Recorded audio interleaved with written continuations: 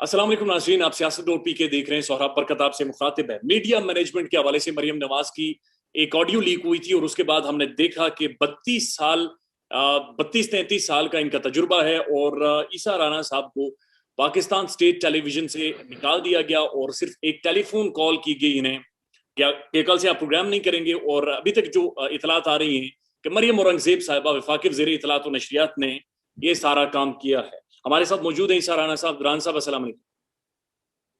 जी वालेकुम अस्सलाम। सर, क्या आप ये हकीकत है कि आपको सिर्फ एक टेलीफोन कॉल की गई और कहा गया कि आप शहबाज शरीफ साहब और जो गवर्नमेंट है उनकी तारीफें नहीं कर रहे, लिहाजा आप मजीद प्रोग्राम्स नहीं कर सकते? अच्छा, वो ये हुआ कि जब ये हुकूमत आई तो मुझे आते ही सबसे पहले ऑफ एयर कर दिया गया जी। और मुझे ये बताया गया कि उन्हें आपसे खतरा है कि आप उनके जो बयानिए हैं हम्म। वो उसको सेकंड नहीं करेंगे। और आपको ये तो किसने मैंने बताया सर? ये मुझे जो पीटीवी के मैनेजमेंट है उन्होंने ये बात उन्होंने कही। कोई सर आपको रिटर्न दिया है या वर्बली बताया कि उन्हें मरियम नवाज? Verbally verbally. और मरियम वर्बली। औरंगजेब मरियम औरंगजेब साहबा ने खुद उन्हें कॉल करके कही ये सारी बात? डेफिनेटली डेफिनेटली पीटीवी की जो हायरार्की है उसमें किसी की इतनी जुर्रत नहीं है कि वो अपने तौर पे कोई एक जुमला भी कह सके। और जब से मरियम साहिब आई थी तब से ही ये बात कही जा रही थी कि सारन साहब आप पे तो क्रॉस लग गया हुआ है, क्योंकि मरियम साहिबा ये समझती हैं कि आप उनके बयानिया जो है उसको वो टो नहीं करेंगे। मैंने उन्हें कहा कि मैं रियासत के चैनल पे काम करता हूँ जो रियासत पाकिस्तान का चैनल है, किसी के बाप का चैनल नहीं है।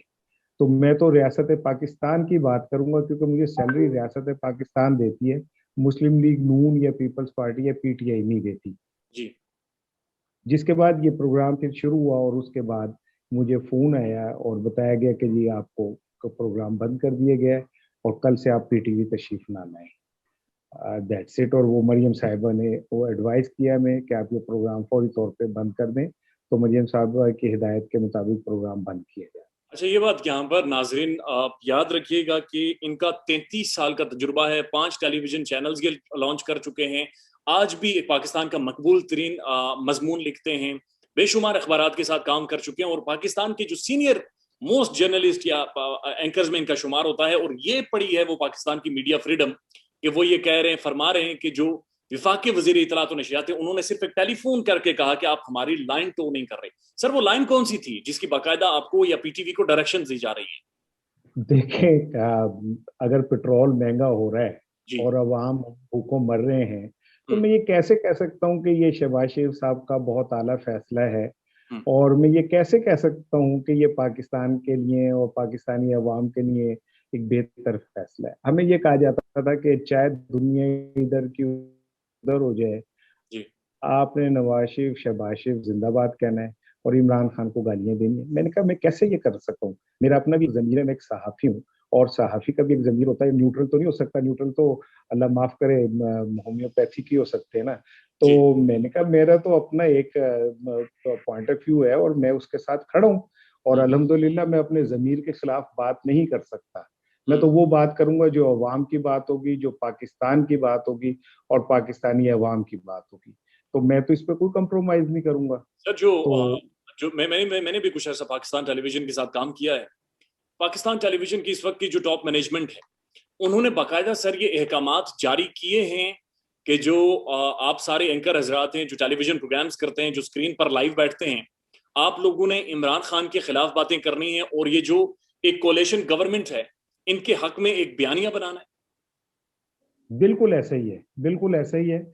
और यहाँ तक कि हमारे प्रोग्राम को जब ये हुकूमत आई, तो हम जैसे आपने बताया है, आप भी एक प्रोफेशनल आदमी है, हम भी एक प्रोफेशनल लोग हैं और जी। हमें हर तरह के इन्वायरमेंट में काम करने की आदत है। हम्म। हमारे प्रोग्राम को बकायदा मॉनिटर किया जाता था कि कोई ऐसा जुमला तो नहीं कहा जा रहा जो अ, इनके मुफाद के खिलाफ हो और इनके मुफाद के खिलाफ जा रहा हूँ। मैंने इन्हें ये समझाया कि मैंने किसी के मुफाद में या किसी के हक में बात नहीं करनी। मैं एक जर्नलिस्ट हूँ और मैं होस्ट हूँ, मेरा काम है सवाल करना और जो एनालिस्ट है और जो गेस्ट है उसका जो काम है जवाब देना। हाँ, जो आपने मुझे बाउंड्रीज बना के दी है मैं उस बाउंड्री में रह के सवाल करूंगा, लेकिन सवाल तो बनता है अगर पेट्रोल महंगा हुआ है तो मैं किसी से यह सवाल तो नहीं करूंगा कि सर इसके खुशगवार असरात बताइए क्या बनते। हम्म। मैं किसी से ये तो नहीं कहूंगा कि अगर कोई भूख से मर गया या किसी औरत ने अपने बच्चों को लेके नहर में खुदकुशी कर ली भूख से, तो मैं कहूंगा कि जी देखें उसकी गलती थी, उसे तैरना नहीं आया। मैं ये तो नहीं कहूंगा ना, मैं तो फैक्ट्स के ऊपर बात करूंगा। और हम्म। दूसरी बात ये है कि एक शोर मचा हुआ था वह इमरान खान के दौर में महंगाई के हवाले से। जी। आज पूरा मीडिया ऐसा लगता है जैसे गूंगा हो गया है। राणा साहब मुझे ये बताएं कि सर आपका जो टर्मिनेशन लेटर है उसके ऊपर क्या रीजंस लिखी गई हैं आपको टर्मिनेट करने की? कोई रीजन नहीं है। उन्होंने कहा जी आपका कॉन्ट्रैक्ट, चूंकि आप कॉन्ट्रैक्ट पे थे और वो किसी टाइम भी खत्म हो सकता था, तो आपका कॉन्ट्रैक्ट खत्म कर दिया गया है और अल्लाह अल्लाह खैर सल्ला। और अभी लेकिन आपका एक कॉन्ट्रैक्ट कितनी, ऑफिशियली खत्म नहीं हुआ था सर? अब चल रहा था अभी वो जो कॉन्ट्रैक्ट था। और दूसरी चीज ये है, देखिए सर आप, मैं जो बात कह रहा हूँ कि जिस तरह इन्होंने हमें बेरोजगार किया हम्म। और जिन हालात में किया, महंगाई के जिस दौर में किया, जी। क्या हमारे बच्चे नहीं है? क्या हमारे घर में चूल्हा नहीं जलना? क्या हमारे ऊपर मुझे मरियम साहिबा ने आजरबाईजान की फलों की टोकरी में लिफाफा रख के देना है? क्या मुझे मीडिया मैनेजमेंट के नाम पे इन्होंने हर महीने आके को पैसे देने? मेरा तो इसी से घर चलना था, मैं तो प्रोफेशनल आदमी हूँ। और इन्होंने बगैर किसी हीलो हुज्जत के मुझे उठा के और मुझ समेत 8 लोगों को उठा के बाहर फेंक दिया। तो क्या, मेरा सवाल था कि हमें जो बेरोजगार किया गया, हमारे जो रोजी रोटी छीनी गई, क्या हम इंसान नहीं है? क्या हम इस पाकिस्तान के शहरी नहीं है? क्या हम रियासत पाकिस्तान के हिस्सा नहीं है? ये लोग जो इतना दावा कर रहे हैं इस मुल्क के अंदर पता नहीं क्या कर देंगे, क्या कर देंगे, क्या ये इसलिए आए थे कि जो लोग सच बोले या जो इन लोगों की हाथ से हाना मिलाए उनको ये बेरोजगार कर दें, उनके चूल्हे बंद कर दें, उनके घर के अंदर भूख और गुर्बत भेज दें? मैं मेरा कॉन्ट्रैक्ट कैंसिल कर दिया, मेरे साथ और बहुत सारे लोगों का कर दिया। और मजे की बात यह है कि अपने पसंद के लोग रखे जा रहे हैं। ओ। पीटीवी में मरियम साहिबा ने जिस दिन हमें निकाला है, उससे उसी 48 घंटों में उन्होंने अपने मनपसंद लोग पीटीवी में मुलाजिम किए। यहाँ तक कि मैं क्या रोना रो, क्या मातम करूं कि वो सहाफती तंजीमें जिन्होंने हमारा केस लड़ना था, उनके ओहदेदार तो खुद इनसे पीटीवी में नौकरियां लेके बैठ गए ताकि प्रेस क्लबों को और पीयूजेस को खामोश कराया जा सके। उनके ओहदेदारों को पीटीवी में नौकरियां दे दी इन लोगों ने। ये मीडिया मैनेजमेंट है। और उसका नतीजा ये है कि आज हमारी आवाज जो है वो कोई सुनने पे तैयार नहीं है। आपकी मेहरबानी है siyaasat.com की कि उन्होंने इस मसले की तरफ तवज्जो दी, मुझसे बात की। अदरवाइज ये कि इलेक्ट्रॉनिक मीडिया को तो सांप सूंघ गया है। वो इलेक्ट्रॉनिक मीडिया है जो एक चिड़िया के भी बुखार के ऊपर चीखना शुरू कर देते थे, उन्हें अपने ही सहाफी में, आप जैसे आपने बताया, मैं I have spent 33 years in this journalism field और मेरा एक क्रेडिट है इस जर्नलिज्म में। तो मुझे बेरोजगार कर दिया गया। और मजाल है जो किसी एक चैनल ने भी इसके ऊपर आवाज उठाई है। और मरियम नवाज का इतना कंट्रोल है इस मीडियम पे कि किसी की जरूरत नहीं है कि उसकी मर्जी के बगैर एक जुमला भी बोल सके। और आप ये भी कह रहे हैं कि पाकिस्तान टेलीविजन में तो एंकर्स को बिठा दिया गया है जो कि इनके मनपसंद हैं, लेकिन सर जी जी 33 साल का बिल्कुल। तजुर्बा है। आप क्या समझते हैं कि मीडिया को इस वक्त किस हद तक कंट्रोल किया जा रहा है, जो प्राइवेट मीडिया उसको? देखिए मुकम्मल कंट्रोल है प्राइवेट मीडिया पे। अच्छा। कोई एक चैनल जो है वो हक लगती बात नहीं कर रहा। मैंने सिंपल सी फार्मूला है कि इमरान खान के दौर में जब 12 रुपए पेट्रोल बढ़े थे तो पूरे मीडिया में आग लग गई। जी। अब जब 80 रुपए बढ़ गए हैं तो सबके, वो जो जॉन एलिया का शेर है कि बोलते क्यों नहीं मेरे हक में, आंवले पड़ गए जुबान पे क्या, इनकी सबकी जुबानों पे आंवले पड़ गए हैं कंप्रोमाइज के। क्योंकि अभी 25% इन्होंने कमीशन अखबारात का मीडिया का बढ़ाया है वो हमने मरियम करोड़ों औरंगजेब रुपए के बाकायदा। इश्तहारात देखे हैं अखबार में बगैर किसी वजह के, करोड़ों रुपए के इश्तहार। देखें वो कौम जो भूखों मर रही है और वो कौम जिसके दिवाली होने का खदशा है, उसका वजीर आजम तुर्की जा रहा है, या तो तुर्क हुकूमत की तरफ से इश्तहार छपा होता ना। जी। अपने ही मुंह ते आपे चपेड़ा मार के ते लाल की जाते ने और हाफ हाफ पेज के इश्तहार दे के। मैं, आप मजाक उड़ा रहे हैं इस कौम का। आप उन दौरों में जाके इश्तहारियों को अपने साथ बिठाते हैं सरकारी विजिट में और उनकी तस्वीरें शाया करते हैं। कि देखें ये कौम जो है हमारा कुछ नहीं कर सकती, क्योंकि हमारे साथ ऊपर से लेके मचानों पे बैठे हुए लोगों से लेके नीचे तक सब हमारे साथ मिल गए। अब राणा साहब ये बताएं कि जो पाकिस्तान टेलीविजन का प्रेजेंटर है, वो सबको पता है किसके लिए काम करते हैं, लेकिन उन्हें इजराइल किसने भेजा था सर? जी, मैं सब दोबारा सवाल कीजिएगा, पाकिस्तान आवाज नहीं। टेलीविजन के एक प्रेजेंटर हैं, उन्हें जी इजराइल के दौरे पर किसने भेजा था?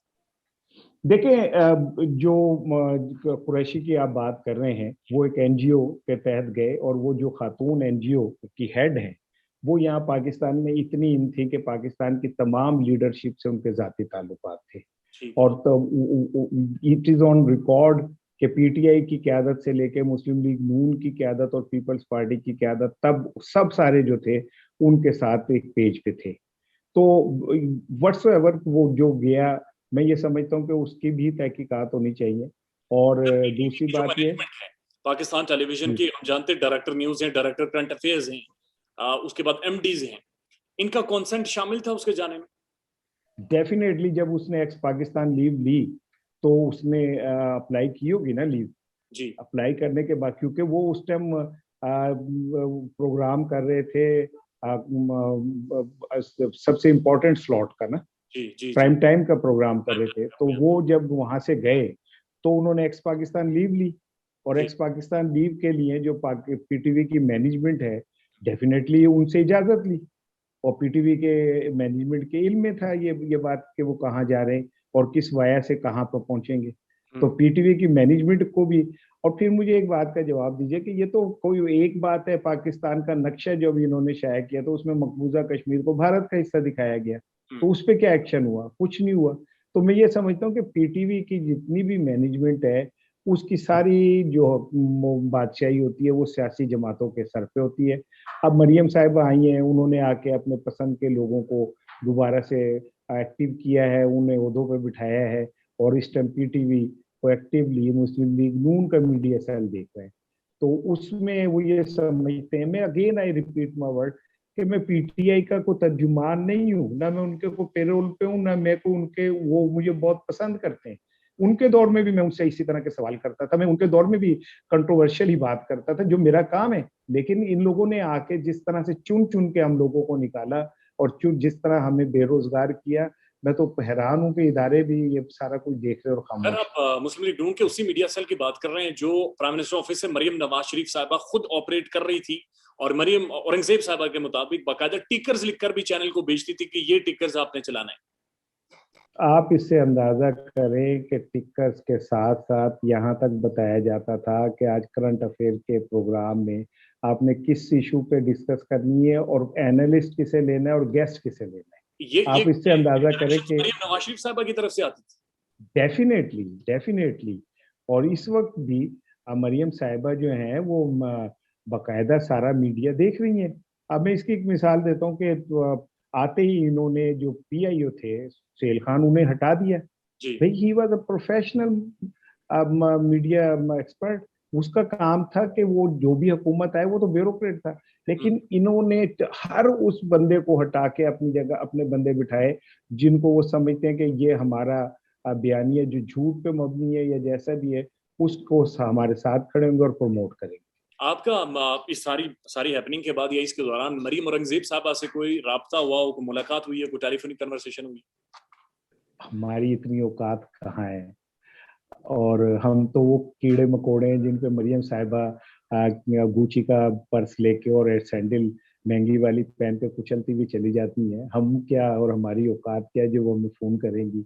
वो फोन करेंगी प्राइम टाइम के, दुनिया टीवी के, जियो के और समा के एंकर्स को।